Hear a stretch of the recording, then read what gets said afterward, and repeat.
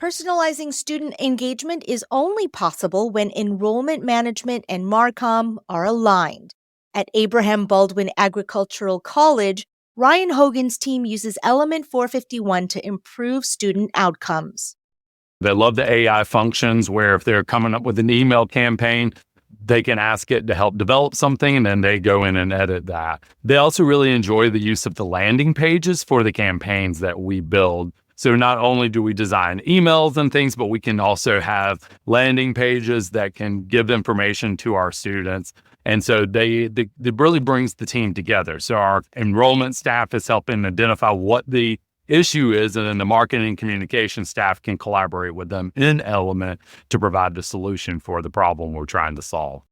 Aligned teams create better experiences for students. Visit element451.com to learn how an AI-first student engagement platform fuels a smarter, more connected campus experience.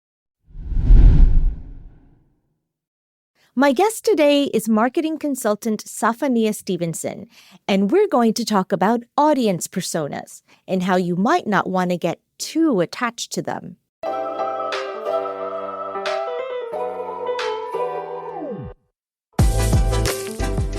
Welcome to Confessions of a Higher Ed Social Media Manager, a podcast that addresses the do's, don'ts, and dynamics of the digital ecosystem specific to higher education. I'm your host, Jenny Lee Fowler. Join me every other week for discussions with some of the best minds in higher education social media management and marketing. Confessions of a Higher Ed Social Media Manager is a part of the Enrollify Network, a robust collection of podcasts designed to help higher education professionals like you grow. Explore our other shows at enrollify.org or check out some of my personal favorites linked in the show notes below. Enrollify is made possible by Element 451, the leading AI-powered all-in-one student engagement platform helping institutions create meaningful, personalized, and engaging interactions with students. Learn more at element451.com.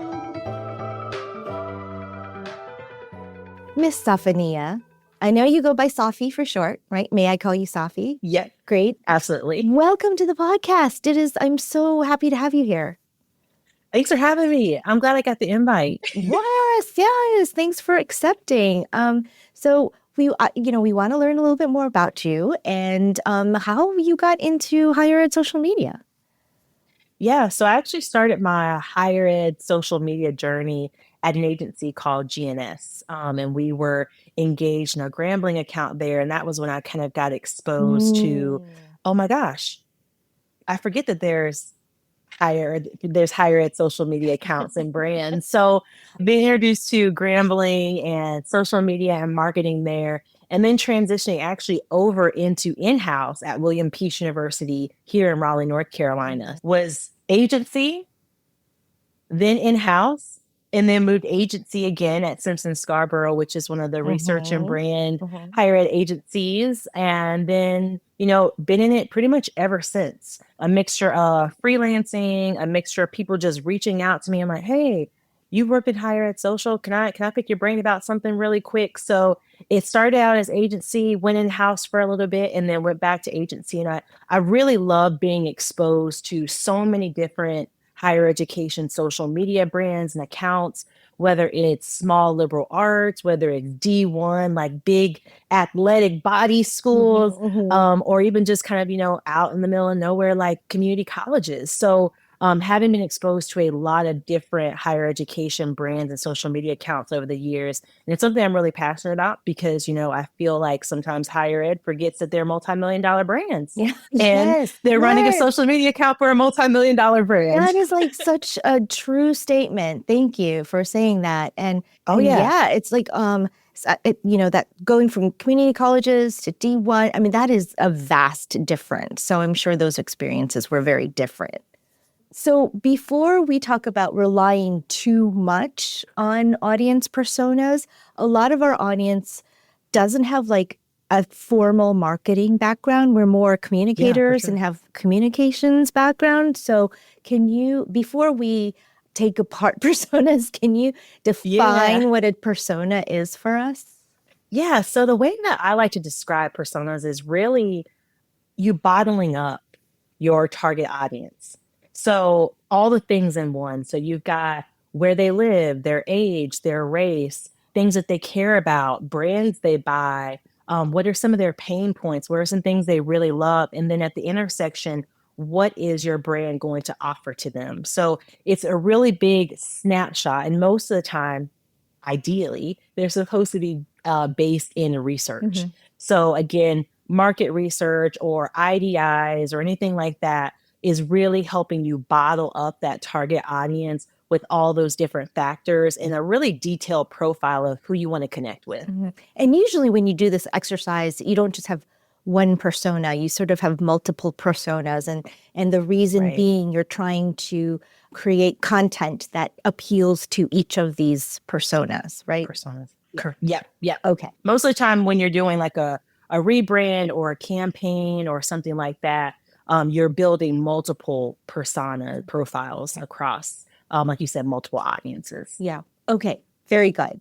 So now that we've defined them, Yeah. we want to kind of dig into why maybe you don't want to rely on them too much, right? And so can you talk about that a little bit? Because when we talked, you said, I think we're having a tendency to, over rely. There's an over reliance on that exercise. Can you talk about that a little bit more? Yeah, I think it's one of the biggest pain points with higher education and kind of still higher education really catching up to brand development and brand experience, because what personas are developed to do is to connect to a core brand and to a core brand experience. And a lot of times brands are skipping over that really core brand development and going straight to who do you want to talk to? Where are they at?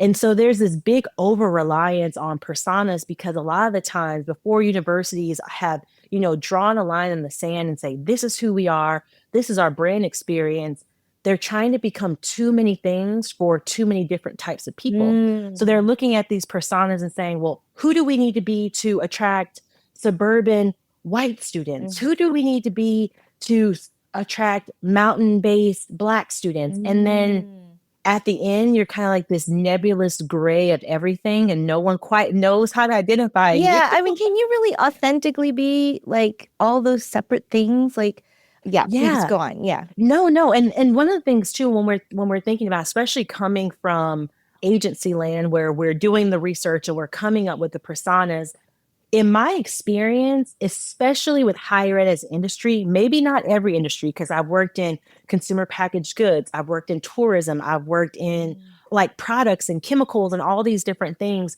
But I think the reason why this is a pitfall for higher education is because there are so many personas and audiences to be found on a college campus. So like, think about going into a lecture hall that houses 100 students for one class and one subject. How many different audiences and personas live in just that one classroom? When we're doing a rebrand or a campaign, usually the agency or the higher ed communications team, they're only making 2 or 3 personas because that's all the time and budget they have to do the research to develop them. Yet we know we're looking around the classroom and there are tens of hundreds of personas in the different classrooms at any given time. So how are we actually attracting and targeting the right audiences when if we're over relying on 2 to 3 personas to do marketing and do brand development, we're leaving so many students out of that conversation. So you're saying that out of a lecture hall full of students, they all can't be white students from the suburbs. So can you give us a little bit more of an example as we're wrapping our brains around this? Yeah. So one of the things, and being from North and South Carolina, and I think also going out and thinking about California too, having worked with some higher ed institutions in California, let's say we have a student profile. Let's just say it's a, student that is interested in biology. They are first gen and they like athletics. And we've created a persona around that. And one of the reasons why I'm bringing up North and South Carolina and California is because when we think about the intersectionality of personalities and lived experiences, we've got this biology student. that is first gen that likes athletics. But what happened if that student is going to a university in California, they are North Cal versus Southern California, or a mountain student versus a beach student versus a suburb student versus a metro student? Even that profile is going to change because a mountain student who likes biology, that is first gen, that likes athletics, is going to be completely different from Northern California to Southern California. They're different experiences. Or that same profile with something as like political backgrounds, or same profile between a Black and a white student, or Latin or Asian student. So then we start to get into, well, are we going to make this biology profile for all of those different indicators? Right. Yeah. And most of the time, the answer is no. Like, there is no way we're going to be able to come up with, and based in research, hundreds and maybe even thousands of student profiles to market to. So how do we talk to students, and how do we market, especially from social media? Because we're that, we're that first line of defense, we're that first line of communication. When we are, we're the first impression for the school. How do we talk to our prospective audience when we have so many students and so many different personas to talk to? Right. And it just gets out of hand. And also, how do you use those in social media? Like, how do you take a persona and develop social media content or a content calendar? Someone hands you 3 personas and say, come up with a content calendar. And you're like, okay.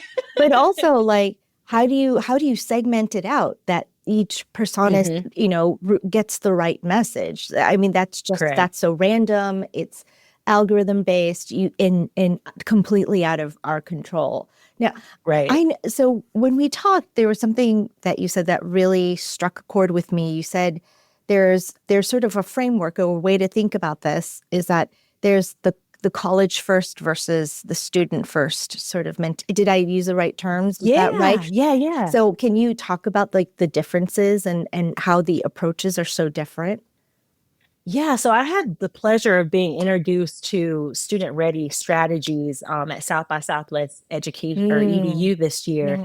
And they really packaged up, I think, one of the big pain points that we have as social media managers and as higher ed brand strategists. And there's these 2 different camps. One is college ready, and one camp is student ready. Okay. And college ready is essentially this approach or this philosophy that in order for you to do well or to be accepted into college, here are all the millions of things you need to do to be college ready. You need to have this in order, this in order, this in order. You need to like this. You need to live here. You need to have had this experience. And we know historically that has been very isolating for a lot of students, because sometimes they look at that list of, in order to be college ready, man, I only fit 4 out of these 16 criteria, or 5 out of 10. Or even if you have anxiety, you're like, oh my gosh, I can only go if I only have 11 out of the 12. And you're like, even though you have the majority of them, you're worried about it. So we're already isolating students when we have that college ready mindset. Where you're making them self-select, right? They're saying, I don't know if I fit, these criteria. Yeah, right. Because that's what sort of we're presenting. That's when you go on and you're looking at all these checklists and you're looking at all these prereqs and all these things that exist, versus being what a lot of universities are transitioning over into is being student ready. Okay. Where they're really looking at personality, thought, different factors that say, if you are this type of person, you are ready for college. If you are ready and open to wanting to learn more about different cultures and be exposed to different cultures, you are college ready. If you are ready to critically think, if you are ready to be creative, if you are ready to contribute to society in a meaningful way, you are college ready. Okay. Versus, or you're college ready in that perspective. Yeah. But that college ready checklist is, you've had that in order to come to the honors college and be accepted here. You've had to have this prereq and this prereq and this. And hopefully your parents have had money to pay for your scholarship to do this and do that. And so the reason why personas really play into that role is because I do feel like personas fit a lot into that college ready box, where we're saying, we're reaching out to these specific students because they meet the specific criteria for our university, versus more so opening up the floodgate and say, this is the environment that we provide as university. Do you feel you'll fit here? So, from what I'm hearing, it sounds like the college ready is like, are you ready for us? As opposed to the student ready is that we are ready for you. Correct. Yeah. Oh, yeah. And that's a great way to put that. And so maybe like the student ready offers more support. Does it say things like, look, we provide, if you're homesick, we provide these services, or don't worry if you are feeling a little bit lost, we provide these services. I mean, maybe, I don't know. I'm just throwing it out there. And I even think some of the examples that we talked about, Jenny, is like I had a conversation with the folks from Student Ready after, where I was like, this is really great information for someone in a brand strategy or social media management role, because when a student is going through all these universities and trying to decide what's the best fit, and they're looking at social media, how as a social media manager in my content do I show that we're student ready versus college ready? That's a good, And some universities do it really well. And I think what sets them apart is really that core storytelling, showing the diverse facets of a college experience. And I know we talked about this earlier, where you're like, yeah, our goal for our channels is to show that like numbers and data is our love language. And we do that through so many different experiences, whether it's an athlete, whether it's an engineer student, whether it's a chemical grad student or an alumni.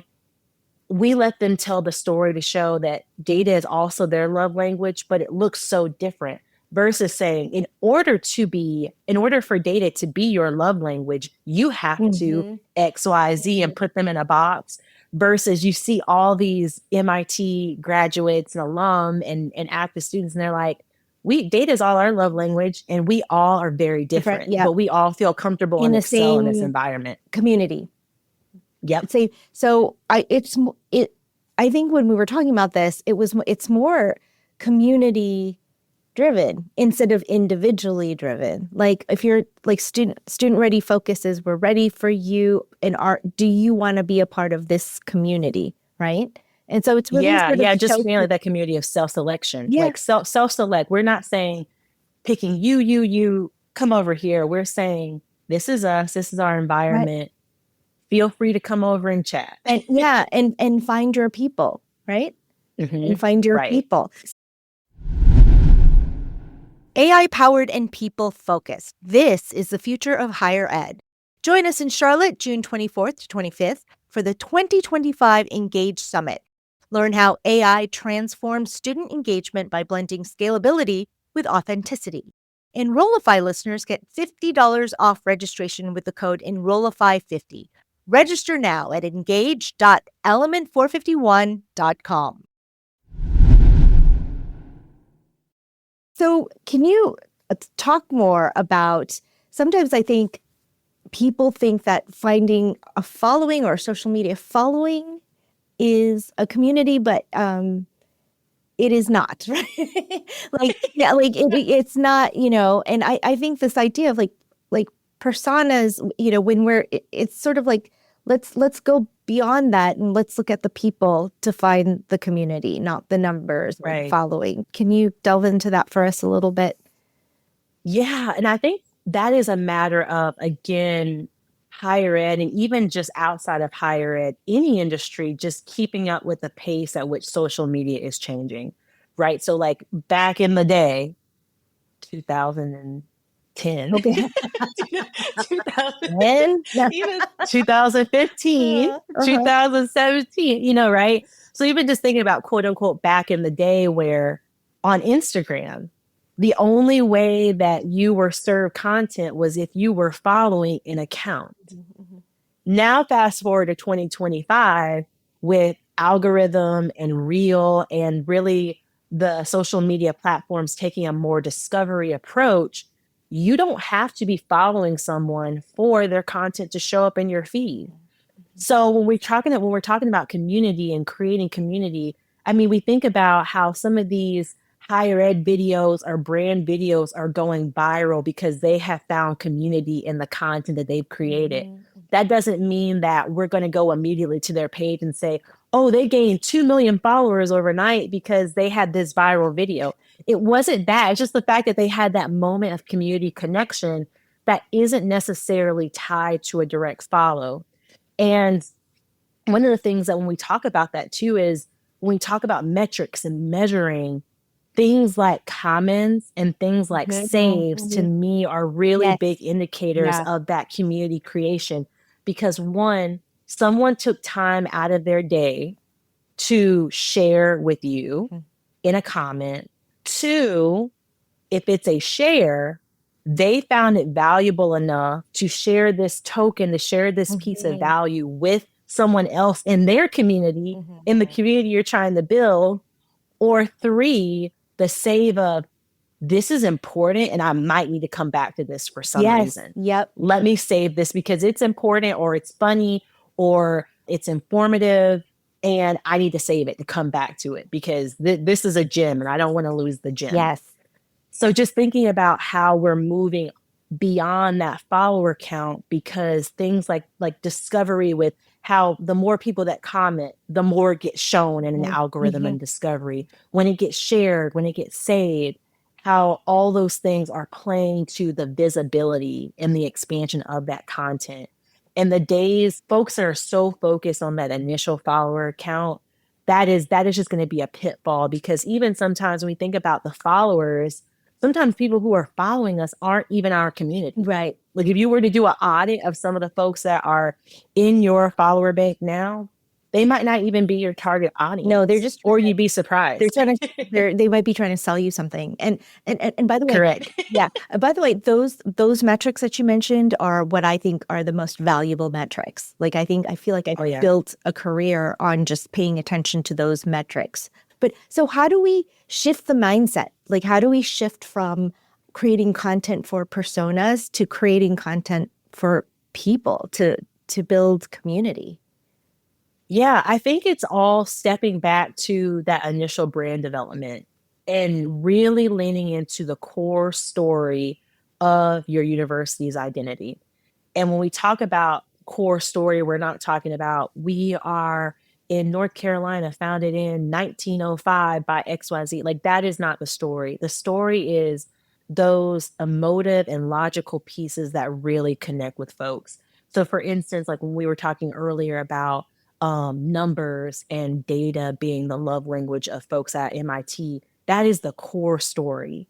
And there are so many different ways that love language is expressed through an art student versus a chemical engineer. And the thing about it is people can find themselves in really good storytelling.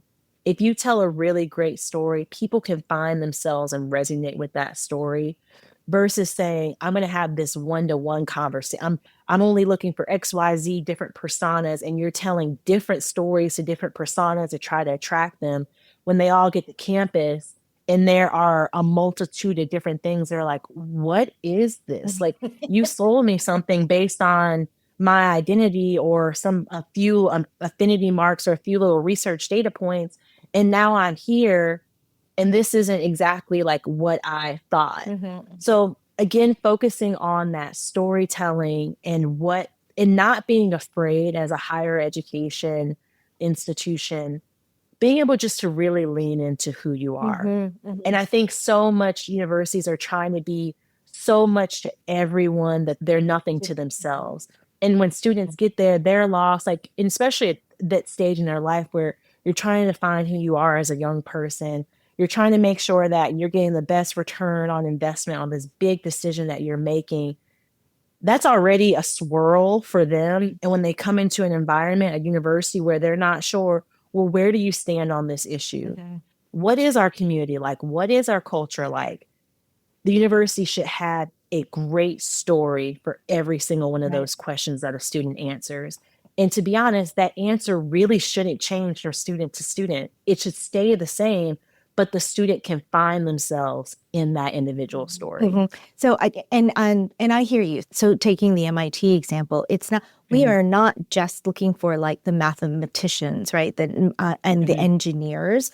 There are creative people, musicians that are doing some really, really crazy stuff with computers and music in science. It's like this intersection of arts and technology. And as a base, are we all sort of geeky for numbers? Yes.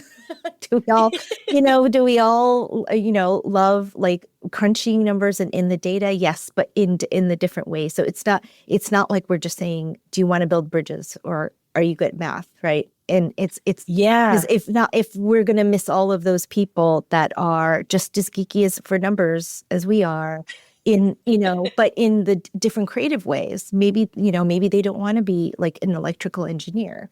Maybe they want to be a DJ, but code and make music in a different sort of new, innovative way. So I appreciate wholly that you don't want to accidentally alienate anyone who might be a part of your greater community, right? That loves. Right.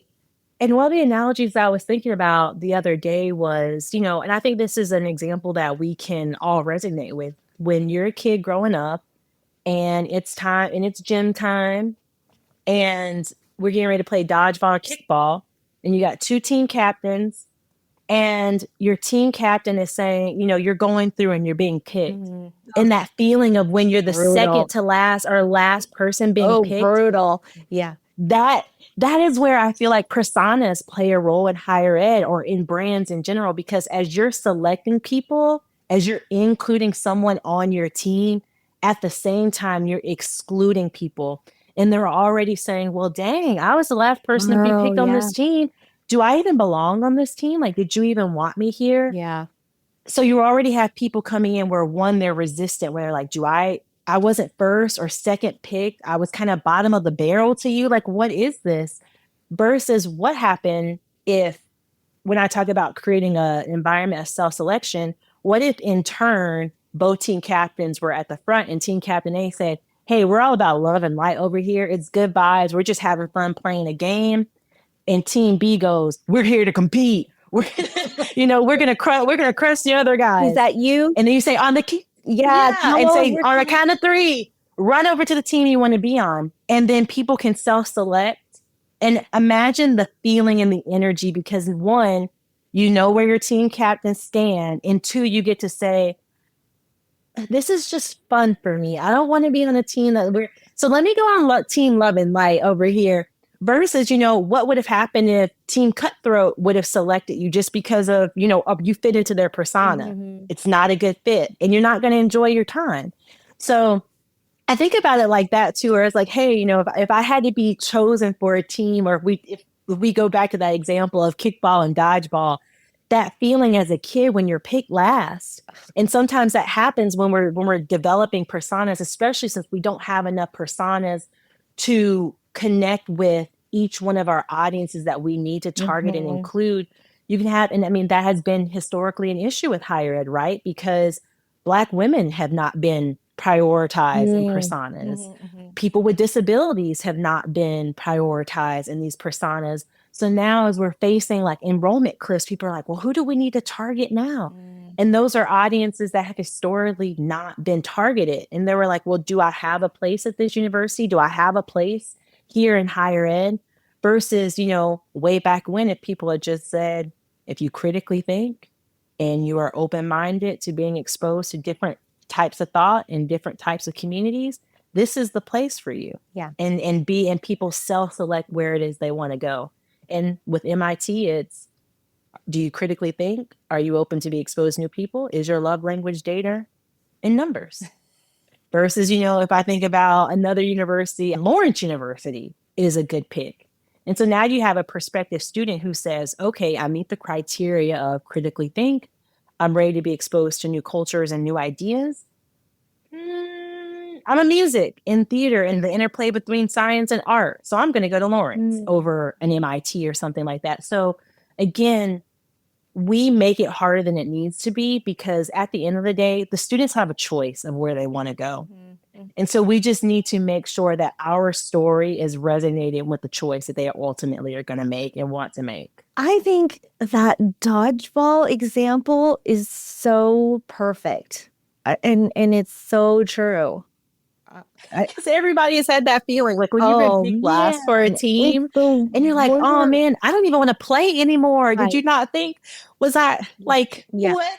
And then, or you get on the other side of that, you get picked first for a team you don't want to be on. And now you're stuck on a team, not having a good time. Is not your bestie didn't have the first pick and she didn't get to pick you first. And now you're on this team with some strangers who you didn't want to be picked with just because they happened to pick you first. And again, that's where that hyper focus on, we're going to over index on this student, this student, this student. Yeah. That's brilliant. I love that. I love that so much, that example. Okay, so I can't let you go without asking you, Safy, what is your confession? Yes. So I would say my confession is I have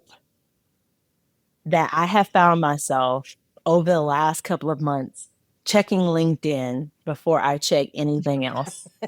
I am now in this routine of, I get up, I go to LinkedIn first, I look at email real quick just to see if something has come online, within the next couple hours. I got to hop on somewhere early. I get ready, get my son ready, and then I open up the TikToks and the Instagrams and the Pinterest and all the things. But I'm checking LinkedIn first a lot these days. And yeah, that's surprising, right? This is like a surprising development. So can I ask a follow-up question to that? Yes. Do you think it's because you're in a different stage in your life? Or do you think it's because like the content is better over on LinkedIn? What do you think? It's the content. It's the content. Yeah. I have built that algorithm brick by brick. I follow a great combination of folks. Also, I just think my algorithm right now is just fire. Also, another thing that is a little bit deeper is I still think that what we do in the social media world and the brand world is still super misunderstood. And I feel like LinkedIn, because of its positioning as an education, professional development, all those things, that folks like myself, folks who are going on LinkedIn actually talking about what it's like to strategize, what our experiences are, our best practices, things that we've run into. I really think that LinkedIn has helped move brand forward a lot, because people are realizing like, these people are thinking strategically about these things. They're not just going on to Canva and making a few graphics and doing dances and posting.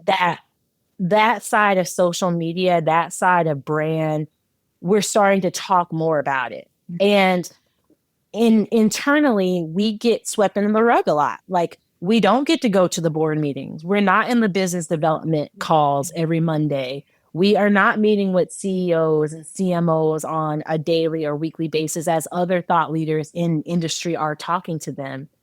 But LinkedIn has offered us a place to share our experiences.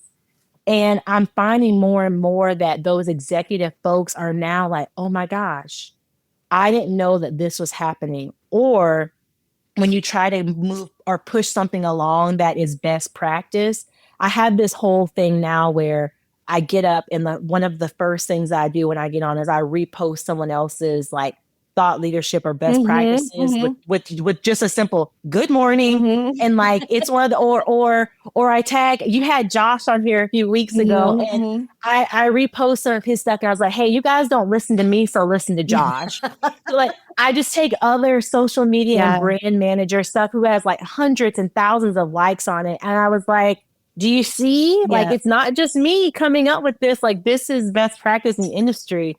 This is what people are talking about. And I just, there's something about LinkedIn these days that has just energized me as a social media person, as a brand strategist, where I'm like, okay, imposter syndrome gone, or just not understanding, like, okay, am I crazy? Am I thinking about this the wrong way? And I turn around and other people who are thought leaders in that area have had the same thoughts that I've had. It's really reassuring. And it's almost validating. like just that career optimism, if you will. So I love LinkedIn for that. Well, I love that. I love that. And I love that confession. So thank you for sharing.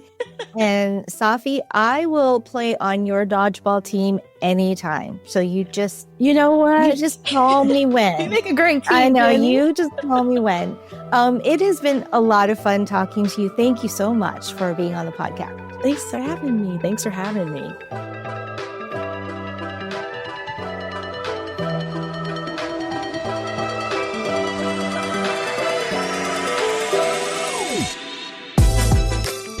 Confessions of a Higher Ed Social Media Manager is part of the Enrollify podcast network. If you like this podcast, chances are you'll like other Enrollify shows too. Our podcast network is growing by the month, and we've got a plethora of marketing, enrollment, and higher ed technology shows that are jam-packed with stories, ideas, and frameworks, all designed to empower you to be a better higher ed professional. Our shows help higher ed marketers and admissions professionals find their next big idea and feature a selection of the industry's best as your hosts. Learn from Jamie Hunt, Allison Tercio, Mallory Wilsey, and so many others of your favorite leaders in higher ed. Enrollify is made possible by Element 451, the leading AI-powered all-in-one student engagement platform, helping institutions create meaningful, personalized, and engaging interactions with students. Learn more at element451.com.